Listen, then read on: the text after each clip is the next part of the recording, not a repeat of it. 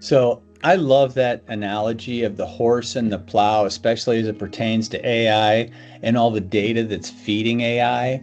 So, Phyllis, with your experience, where do you find all this data? I mean, I think of a plow the size of Manhattan with all the data that's available today. So, Phyllis, where would you say we find data today in the workplace?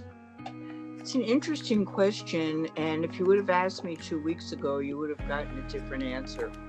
But today, I would say obviously we have the electronic databases all over offices, all over people's homes, and so forth. And sometimes data is in there that really belongs in the office and should never have gotten home. But in addition to the electronic, there's still the physical. There are still the banker's boxes at archives. There is still paperwork all over the floor in basements, in other rooms, and so forth. And what I just alluded to, there is still microfilm, microfiche, old videos, and all other voice messaging and other things that are part of data that clients are beginning to speak with us again. So you're right, at least the Isle of Manhattan, and maybe even more so. Ken, what do you think about that? Yeah, data is interesting. It's everywhere, and lots of different departments kind of keep their own copy of the data because it's easier to use. And so when you're trying to merge all this data and clean all this data and have it be meaningful, it's almost the accounting question. What's the book of record? Because there's so many different versions of it. And there's a lot of different historical tags to it as well. So something in the medical supply chain, for example, you can build a repository of a lot of data, but if it's 3 or 4 years old and the supply chain laws have changed or some regulations have changed, what do you do with that data? You need to really isolate that and get it out of the current group of data to make decisions on. So yeah, data's been a mess for decades, and even with all these new tools and AI and everything like that, I think it helps identify certain data faster, but you still have to really deep dive into the data and make sure that's the data you want to use. Right. And it's just stacking on top of it. So I think about, Yeah. I think of Teams, for example, and there's 27 people on that Teams call. There's a Teams channel associated with that meeting maker. There's a transcript, there's a recording, and it's everybody, it's exponential, right? And all those people, many of those people are actually then feeding that information into AI. So it's literally just, I think of the ingestion of AI and all the information that's being thrown at it. I mean, it can really be a challenge and an opportunity as well to differentiate yourself from the rest of your competition. Yeah. That's great stuff. It's also interesting if you take a set of data and you have Claude analyze it, you have ChatGPT analyze it, Gemini, all the different tools, you'll get 4 or 5 different answers.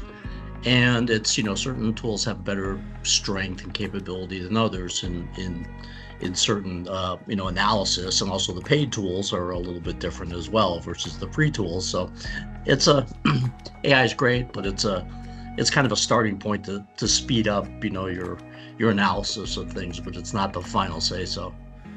Yep, exactly. And by the way, you try 2 or 3 or 4 different models or 4 different apps, you're feeding that information now into the ether. So now it's out there, and it doesn't go away. Yeah, or if you're, or if the structure of your prompt is a certain way, I mean, AI will always agree with you. I mean, just right. Even for travel, pick like, hey, is this a good city to visit, or is this a good country to visit? I've never seen an AI tool, any of them say, no, it's not a good country to visit. There's always something good they find in it, Right, exactly. Well, there's another topic that I want to touch on that I'll share a video inside the Functional Fluency webinar that I think you'll find valuable too, as we kind of build on that topic. Most departmental leaders are drowning in data. They have plenty of information, Joe, but that information is trapped in separate silos, and there's no single source of truth. And by the time they manually pull all that information together and cross-reference everything, that report is already stale. Frankly, it's a snapshot of the past rather than a current roadmap.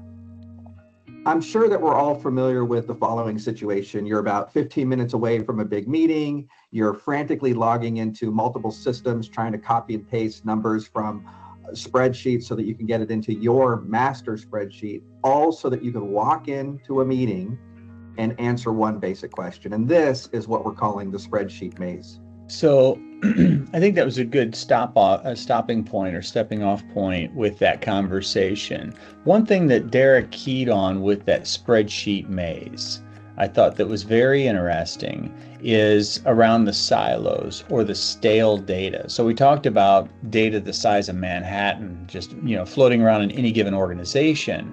But a lot of that information is, to that point, either old data or siloed, where the people that need access don't have access.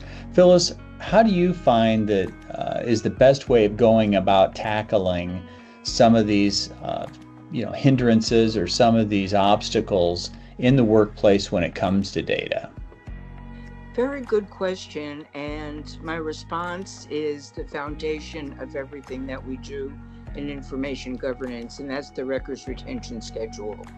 So in that way, we find out many questions. If we do an interview of groups, functional areas, to find out exactly the record series and the record types which they maintain, we also ascertain which is the office of record. And the office of record should have the current agreement and all the addenda associated with it. So in that way, when we interview for the retention schedule, we make sure that only the current information and the most valuable and up-to-date information for each category is actually established within the schedule. That's our Bible. That's a great idea. Ken, what about you? Any thoughts on I think of ROT, right? That's one of the acronyms that I've learned in the industry. You talk about stale, well, it doesn't take long to go from stale to rot to a science project, right? And all that is risk, all that's liability, it's all discoverable in a court, right? So what's your experience, Ken, when it comes to that kind of, I'll say, antiquated information? Yeah, it's, business moves, so fast, and there's certain things in certain industries that you really do need real-time data, and a spreadsheet that's even a day old can create issues that you make really bad strategic decisions on. And so, you're relying on, historical data that is just old after a couple of minutes, couple hours. So no, that's but I think what it comes down to, I think about fitness, and I think you're only as good as the fuel that you feed in. And if you're going to begin structuring data, if you're going to go on a hardcore diet, the first thing you need to do is get rid of all the junk food. Go through the cabinets, go through the pantry, get rid of the carbs, get rid of the the things that maybe aren't so good for you, that have had a shelf life of 27 years.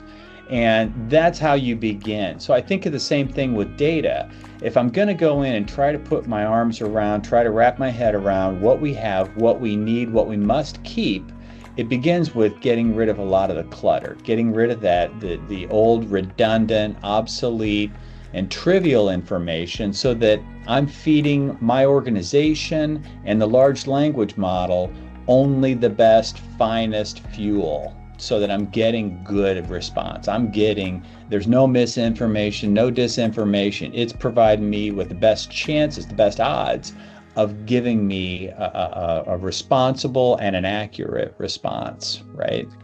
And that is usually the final step once one develops the records retention schedule and policy and procedures associated with it. So once the staff is trained, it's time to get rid of the redundant, obsolete, and trivial electronic.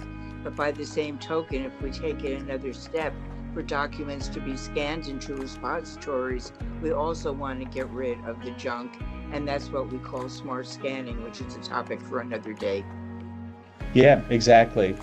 Phyllis and Ken, you guys have taught me so much in this space when it comes to governance and to, providing structured data for our clients.